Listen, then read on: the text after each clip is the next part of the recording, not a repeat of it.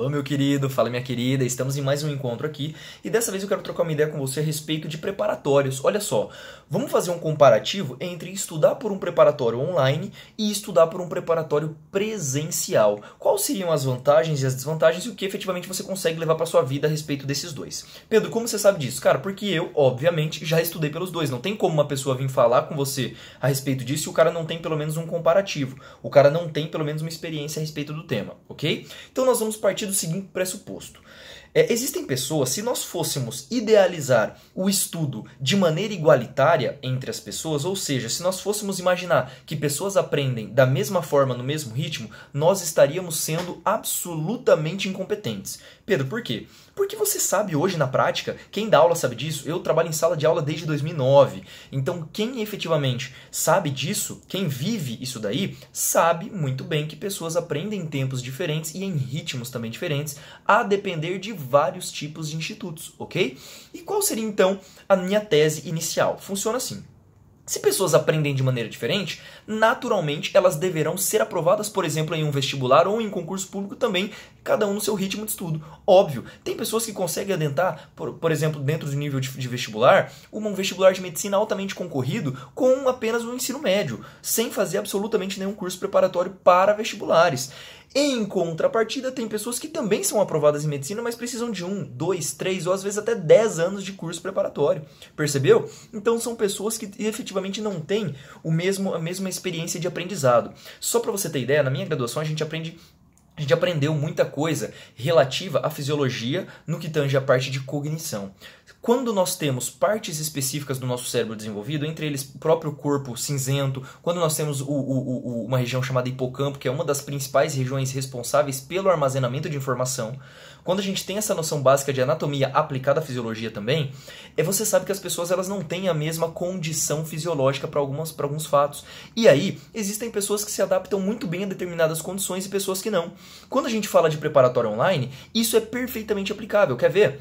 No preparatório online, quem nunca já está estudando por preparatório online e na hora de ver uma aula, por exemplo, leva um lanche, leva uma bebida, o cara assiste a porra da aula deitado, velho, dá vontade de matar o cara que faz isso. Então, pessoas que têm essa cultura, muitas vezes são pessoas que não estão adaptadas ao online. Então, meu filho, se você já tem online, se você pretende estudar por um online, a primeira dica que eu te dou: pessoas que estudam por online tem que ser pessoas que já têm pelo menos um nível mínimo de organização.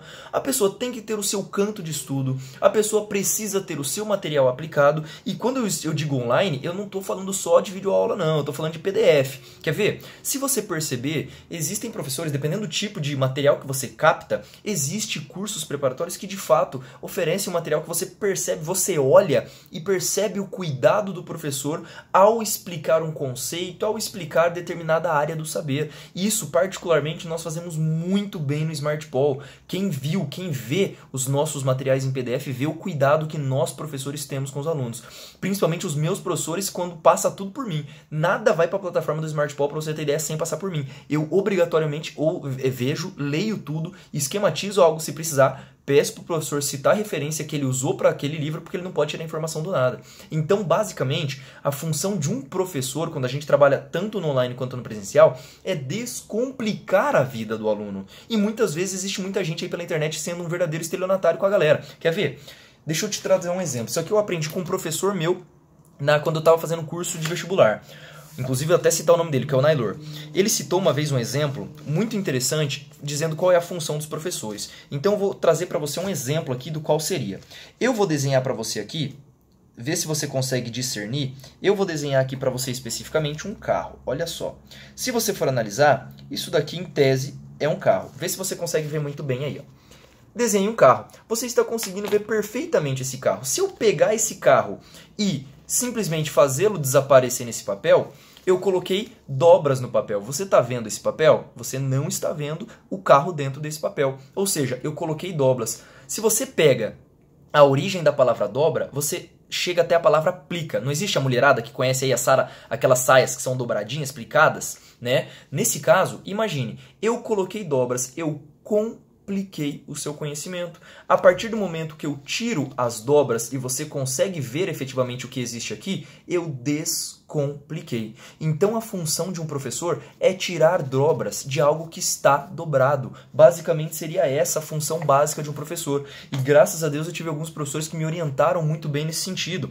Então se eu explico para você algo com esse sentido, na hora de nós, às vezes a galera me pergunta, você dá aula de medicina legal, você dá aula de direito, você dá aula de biologia, como que você consegue? Cara, eu tenho uma preparação de 9 a 10 anos, então eu já vi muitos assuntos e eu consegui efetivamente mastigar a partir de vários conteúdos, a partir da leitura, a partir de bunda na cadeira mesmo. Principalmente método de estudo. Quando a gente pega, por exemplo, o tetraedro do concurseiro, que eu cito pra galera, e outras metodologias. Eu faço qualquer dia um vídeo especificamente só de metodologia de estudo, tá? Mas aqui o nosso foco é o online presencial.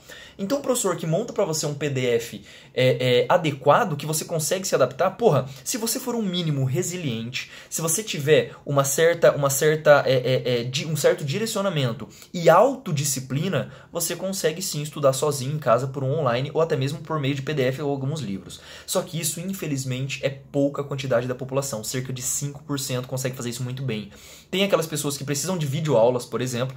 Seria o meu caso, eu não tenho essa facilidade tão aplicada assim, beleza? Eu leio muito, eu sou muito esforçado. A galera às vezes fala, Pedro, nossa, você sabe muito sobre muita coisa. Não, cara. É que eu sou muito esforçado, eu procuro saber de várias áreas. Eu tenho conhecimento um pouco de física, um pouco de matemática, um pouco de biologia, um pouco de várias áreas. Porque para estudar para perito criminal, exige esse conhecimento multidisciplinar. E eu acabei desenvolvendo isso. Mas isso é para online, seriam algumas vantagens e desvantagens. Tem que ser resiliente, tem que ser muito bem. Você tem que ter um autoconhecimento para saber se você é capaz de estudar para online e efetivamente ter um material de qualidade. Isso é fundamental. Não adianta você migrar para um curso preparatório que não tem essa preocupação com você. De outro lado, existe o presencial. Pedro, presencial é bom? Em alguns aspectos sim, e outros não. Quer ver? O presencial ele é muito bom para aquela pessoa que precisa literalmente ser pegada na mão e caminhado. O professor, quando ele está diante dos alunos, ele tem várias funções. Ele tem que prender a atenção do aluno e ele tem que efetivamente provar que aquele conteúdo vai cair e que é útil para a vida dele, no nosso caso, em se tratando de carreiras policiais, na verdade. Um professor, então, ele tem uma função na prática dificílima. Ele tem, além de apresentar o conteúdo de maneira didática, de maneira coerente, ele tem que prender a atenção do aluno. E isso não é todo professor que faz. Lembrando que muitas vezes, para fazer isso, o professor ele perde tempo na aula, reduzindo a quantidade de conteúdo que o dá. Coisa que muitos alunos que já são experientes já fica de saco cheio de assistir a aula. Percebe? Então tem vantagem e tem desvantagem. Da mesma forma, esse professor ele consegue tirar dúvidas e ele consegue apresentar muito mais precisamente presencialmente o conteúdo de uma maneira mais didática, o conteúdo às vezes de maneira mais clara que você não entendia por PDF, nem mesmo via online. A aula é gravada no online, como é que você faz para tirar dúvida com o professor? Então às vezes ali no cara a cara você consegue tirar dúvida e também perceber que o assunto ele fica um pouco mais claro. Sem falar que no presencial o professor ele tem a capacidade de manter a atenção, motivar os alunos e responder de acordo com a característica desse aluno. Tem alunos que são bagunceiros, você vai prender a atenção do cara e vai ferrar o cara se ele estiver fazendo merda.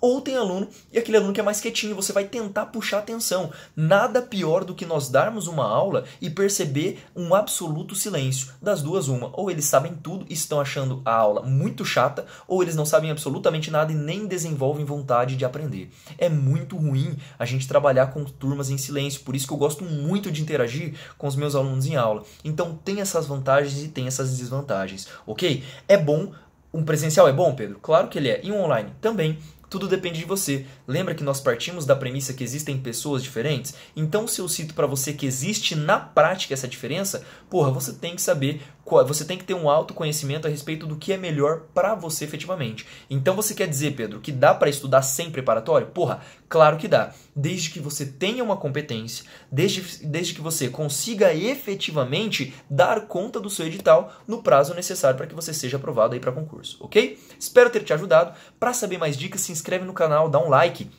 aqui no nosso canal e entra também no Smart Poll Carreiras Policiais. Acredito que vai te ajudar um montão essas dicas que a gente vai tentando desenvolver. Cara, eu pretendo fazer vários vídeos. Se você quer algumas dicas a respeito das minhas experiências, alguma coisa, eu tenho um vídeo também que fala. O vídeo chama Quem é Pedro Canezinho. Depois você vai lá, acessa esse vídeo. E além desse também, nós temos o nosso canal do Smart Poll Carreiras Policiais e o nosso Instagram. Segue a gente que direto nós vamos nós vamos motivar você e também trazer alguma perspectiva, alguma dica que se não for útil para sua vida, vai ser útil pelo menos aí para os seus estudos, ok? Um abraço aí, deixa um comentário que ao longo dessa desses comentários a gente vai trazendo várias novidades a respeito de temas pertinentes ao interesse de todo e qualquer aluno que se prepara aí para carreiras policiais e também para outros concursos públicos. Belezinha? Um abraço!